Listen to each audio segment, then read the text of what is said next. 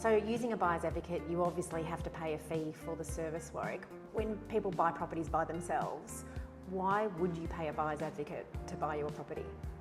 I think what I like to tell people is it's a bit of an insurance policy. It's there as a sounding board to really make sure that you, number one, are buying the right property to suit your needs, and also that you're paying the right price and not overpaying for it. And this is where we go to auctions and we see people get in a bidding frenzy, and sometimes it becomes a bit more about ego than what the property's worth.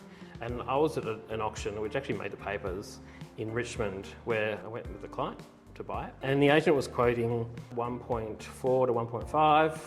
We went with 1.7, which was what the property was worth. There were two downsizers who were just got into each other and got out of control, and it ended up selling for $2.4 million.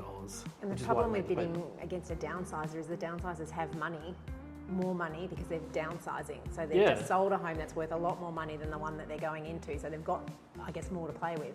100%. And then that's where you've got to be really careful as maybe a first home buyer or even an upgrader, that when you're bidding against somebody, they could be bidding against it and not caring what the property's worth because they've got the money there and it just suits them.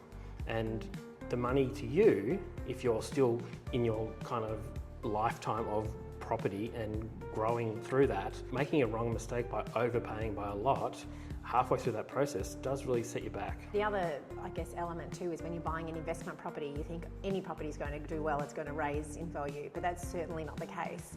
We're seeing now a lot of people selling investments they bought 5-10 years ago, particularly in the newer build apartment buildings, and losing $100,000 sometimes or more because they've put their money into the wrong investment. Now they've obviously saved $10,000, $20,000 using a buyer's advocate, but in the process, in 5 years of holding this investment, they've lost $100,000, and that shouldn't happen in property. No, I have a lot of people come to me and show me their portfolio, and I do an analysis to say, okay, is this worth keeping, is this not worth keeping? And they haven't really kept on top of it. And then I end up telling them that half of their portfolio is worth less than what they paid for it 10 years ago.